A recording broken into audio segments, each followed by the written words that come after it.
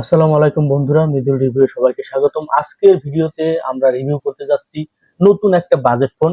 যাদের বাজেট মোটামুটি 10,000 টাকার ভিতরে তারা এই ফোনটা দেখতে পারেন, তাদের জন্য এই ভিডিওটা। হেলিও 15 এই ফোনটা নতুন লঞ্চ হয়েছে, তো মাত্র 9,999 টাকা যাদের কাছে আছে তারা এই ফোনটা দেখতে পারেন। তো এই ফোনটায় কি কি আছে একটু বলি। আপনারা পেয়ে যাচ্ছেন 6.75 বড় সড়ো একটা display, 120 hertz screen refresh rate, 5000 mAh battery. শুনে মনে হতে পারে যে বাজেটে একদমই ভ্যালু ফর মানি। তবে আজ আমরা আরো বিস্তারিত সবকিছু দেখবো, ফোনের আউটসাইড এবং বিল্ড কোয়ালিটি, সকল কিছু পারফরমেন্স সবকিছু দেখবো। তার আগে আপনারা যেটা করবেন, আপনারা অনেকেই আছেন ভিডিও দেখেন কিন্তু ভিডিওটা লাইক করেন না, আপনার মূল্যবান কমেন্ট করেন না, প্লিজ করবেন। পারলে চ্যানেলটাকে সাবস্ক্রাইব করে পাশে থাকবেন। আপনার মূল্যবান মতামতটা কিন্তু অবশ্যই জানাবেন। তো যাই হোক, আমরা প্রথমে এই ফোনটার ডিজাইন, বিল্ড কোয়ালিটি, আশেপাশে কি আছে এবং ডিসপ্লে সকল কিছু নিয়ে একটু কথাবার্তা বলি। ফোনটা হাতে ধরলে প্রথমে আপনার নজরে পড়বে পিছনের যে একটা ম্যাট ফিনিশ, একটা অন্যরকম একটা লুক কিন্তু পাবেন। তো আমার কাছে মনে হয় যে ডিজাইনটা খুবই ভালো, যদিও প্লাস্টিকের ফ্রেম, তো পরে গেলে একটু স্ক্র্যাচ পড়তে পারে, তো ব্যাক কভার সবাই একটু ইউজ করবেন। ক্যামেরার মডিউলটাও কিন্তু আমার কাছে দুর্দান্ত লাগছে, মোটামুটি খারাপ না, ভালো। ফোনে আসলে একটু ওজন বেশি বলবো না কম বলবো বুঝতে পারতেছি না, 190 গ্রাম। আপনারা বলবেন আসলে হালকা না ভারী। তো দৈনন্দিন ব্যবহারে মোটামুটি ফোনটা সমস্যা হবে না, আমি এটুকু বলতে পারি। তো আমরা একটু ফোনের আউটসাইডে যদি একটু কথাবার্তা বলি, আউটসাইডে আমরা কি কি পাচ্ছি সেটা নিয়ে একটু কথাবার্তা বলি। আপনারা ফোনের নিচের দিকে পেয়ে যাবেন একটা স্পিকার, একটা মাইক্রোফোন, তার সাথে পেয়ে যাচ্ছেন চার্জিং পোর্ট টাইপ সি। সবচেয়ে মজার বিষয় হচ্ছে 3.5 mm হেডফোন জ্যাক, যে হেডফোন জ্যাকটা আমরা অনেক সময় অনেক ফোনে মিস করি, তো মোটামুটি কিন্তু ভালো। আর পেয়ে যাচ্ছেন ফিঙ্গারপ্রিন্ট সেন্সর, যা মোটামুটি ভালোই সাইডে। তার উপরে আপনার ভলিউম বাটন পাবেন এবং ফেস আনলক কিন্তু আছে, যা দুর্দান্ত কাজ করে। এবং আরেক সাইডে যদি একটু নজর রাখেন, সেখানে দেখবেন যে সিম স্লট, মেমোরি কার্ড এগুলো ইউজ করতে পারবেন। উপরের দিকে একদমই ফিনিশ, কিছু নাই। এবং ফোনে আপনারা যা ভিতরে পাচ্ছেন, 4G ফোনটা পাচ্ছেন, 4G তে অ্যান্ড্রয়েড 15 এ রান করতেছে। তো আমরা একটু ডিসপ্লে নিয়ে একটু কথা বলি। ডিসপ্লের এখানে আপনারা প্রথমে নজরে পড়বে ওই যে 6.75 ইঞ্চি বড় সড়ো স্ক্রিন। তবে এখানে নস এই জায়গা আমার কাছে একটু কেমন যেন লাগে, 2026 সালে এসেও। বাজেট যাই হোক, তারপর এখানে নস না দিয়ে পাঞ্চুয়াল কাট দিলে আমার কাছে মনে হয় ভালোই। 120 হার্টজ রিফ্রেশ রেটে, যা ইউআই মুভমেন্ট মোটামুটি স্মুথ, ভালোই একটা পারফরমেন্স পাবেন। ইউটিউব মোবাইল ব্রাউজিং এর ক্ষেত্রে মোটামুটি ভালোই একটা ব্যাকআপ বা স্মুথ একটা ভালো একটা রেজাল্ট পাবেন। এখানে পেয়ে যাচ্ছেন এইচডি প্লাস রেজুলেশন, যা ভিডিও দেখার জন্য মোটামুটি ঠিক আছে, তবে এইচডি প্লাস কিন্তু ফুল এইচডি না।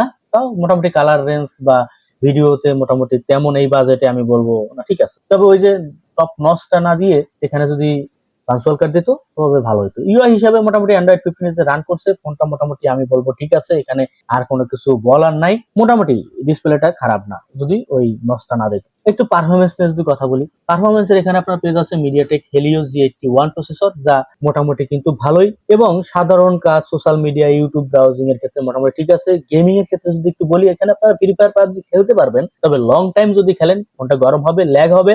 তো এই দামে এই ফোনটা আসলে ওই রকম হেভি গ্রাফিক্স বা হাই গেমিং এর জন্য না। মোটামুটি 2D টাইপের গেম কিন্তু আপনারা খেললে তেমন কোনো প্রবলেম হবে না। একটু ক্যামেরা নিয়ে কথা বলি। রিয়ারে 13 মেগা এআই ক্যামেরা পাচ্ছেন, যা বলবো ঠিকঠাক ছবি দেয়। তবে ওই যে আমরা যে কথাটা বলি, ক্যামেরায় মেগাপিক্সেল এটা কোনো ব্যাপার না, তবে আমাদের মনের একটা খোরাক থাকে। মনের খোরাক হলো এইটা যে 13 মেগা না দিয়ে এখানে যদি 32 মেগা দিত তাহলে মোটামুটি কিন্তু ঠিক আছিল। 13 মেগা একটু কম হয়, তবে কালার বা ন্যাচারাল যে একটা রেজাল্ট সেটা কিন্তু ভালোই। তবে নয়েজটা হয় লাগে লো লাইটে বা নাইটে যদি ছবি তুলতে চান, তখন আপনি একটু ডিটেলস এর ঘাটতি পাবেন। তবে লাইট যদি ভালো থাকে দিনের আলোতে মোটামুটি একটা ব্যাকআপ পাবেন। এবং ফ্রন্টে পাচ্ছেন 8 মেগাপিক্সেল, এখানে বলবো মোটামুটি ঠিক আছে। 8 মেগা এই দামে আমরা অনেক সময় দেখি যে 5 মেগাও ধরাই দেয়, সেখানে 8 মেগা আমি বলবো ঠিক আছে। কল, সেলফি বা ওই যে ভিডিও কল, এই জায়গা আপনার মোটামুটি ভালো একটা ব্যাকআপ পাবেন, হাই কোয়ালিটির ফটোটা পাবেন। তবে ওই যে লো লাইট বা রাতের দিকে একটু ঘাটতি পাবেন ডিটেলস এর। তো আমি বলবো এই দামে মোটামুটি ঠিক আছে। এবং ভিডিও রেকর্ডিং করতে পারবেন 1080, তো আমি বলবো এখানেও ঠিক আছে। বেসিক ভিডিও কন্টেন্ট ক্রিয়েটর যারা আছেন আর কি, সোশ্যাল মিডিয়া মোটামুটি টুকটাক দু একটা ভিডিও টিডিও দেন, তাদের জন্য বলবো ঠিক আছে, মানে বেসিক লেভেলের। এইখানে আমি বলবো ঠিক আছে। এবার একটু ব্যাটারি নিয়ে কথাবার্তা বলি। 5000 mAh ব্যাটারি, যা মোটামুটি আপনি যদি মোটামুটি ইউজার হন তাহলে আপনি অনায়াসে একদিন ফুল ফিল পার করতে পারবেন। রাফ ইউজার হলেও আপনি সকালবেলা ঘুম থেকে ওঠার পর সন্ধ্যাবেলা ফোনটা আবার চার্জে দিলে হয়ে যাবে, মানে একদিন আপনি মোটামুটি ইউজ করতে পারবেন, যারা হাই লেভেলের আসলে মোবাইল চাপাচাপি ঘাটাঘাটি করেন। আর যারা মোটামুটি লেভেলের আছেন তাদের অনায়াসে 1 থেকে 1.5 দিন চলে যাবে। এখানে চার্জার হিসেবে একটু হতাশ, তার 10 ওয়ার্ডের এইখানে আমি বলবো যে এই কাজটা এখন আর হয় না। এখানে 18 ওয়াট দিলে মোটামুটি একটা ব্যালেন্সেড হইতো, এই জায়গায় ঘাটতি, এটা আমার সাথে সবাই একমত হবেন। এখানে 10 ওয়াট না দিয়ে অন্য কিছু করতে পারত। এবার আমি ফোনটার ভালো দিক বা সীমাবদ্ধতা যদি বলি, তো বুঝতেই পারতেছেন কোনগুলো ভালো কোনগুলো খারাপ। তারপর আমি একটু ফ্ল্যাশব্যাকে বলতেছি। বাজেটে মোটামুটি ঠিক আছে। আর হ্যাঁ, একটা জিনিস মিস করে ফেলছি, দামটা আপনাদেরকে বলি নাই। যাই হোক, দুটো ভেরিয়েন্টে পাচ্ছেন, একটা পাচ্ছেন 464 জিবি 9,999 টাকায়, আর একটা পাচ্ছেন একটু 500 টাকা বাড়াইলে, মানে 10,499 টাকা হলে পাচ্ছেন 4,128 জিবি। তো বাজেটে আমি বলবো মোটামুটি ঠিক আছে। যাদের আসলে স্টোরেজে 64 জিবি তো হচ্ছে না, তারা 500 টাকা বাড়াইলে কিন্তু 128 জিবি পাচ্ছেন, এবং বড় সড়ো 6.75 ইঞ্চি ডিসপ্লে পাচ্ছেন, 120 হার্জ রিফ্রেশ রেট পাচ্ছেন। বাজেটে বলবো মোটামুটি ঠিক আছে। এবং ডেইলি ইউজ র্যাম রম যেটা বলছো এটা, এবং 5000 mAh ব্যাটারিও পাচ্ছেন, ইউএসবি টাইপ সি পাচ্ছেন, 3.5 mm যে হেডফোন জ্যাকটা সেটাও পাচ্ছেন, ডুয়াল সিম, অনেক কিছুই পাচ্ছেন। তবে সীমাবদ্ধতা হচ্ছে ওই যে HD plus resolution, full HD না।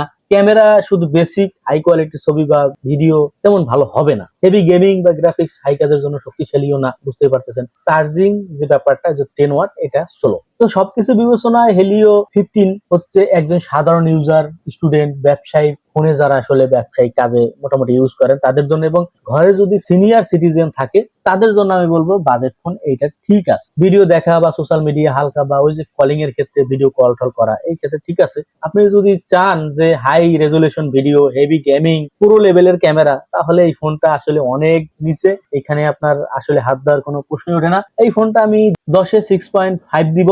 যাদের বাজেট কম এবং যাদের আসলে এর সাইডে বাজেট নাই, একটা মোটামুটি একটা ফোন দরকার, তাদের ক্ষেত্রে আমি বলবো এই ফোনটা ঠিক আছে। তো এবার শেষমেশ বলি, তুমি যে ভিডিওটা দেখলা, এখন তোমার কি মনে হয় যে হেলিও 15 তোমার জন্য ভালো, বা তুমি কি কিনবা? অবশ্যই কমেন্টে জানাও। ভিডিওটা ভালো লাগলে লাইক দাও, চ্যানেলটা সাবস্ক্রাইব অবশ্যই করবে, এবং ভিডিওটা পারলে শেয়ার করে দাও। পরে ভিডিওটা কি নিয়ে চাও সেটাও কমেন্টে জানাতে পারো।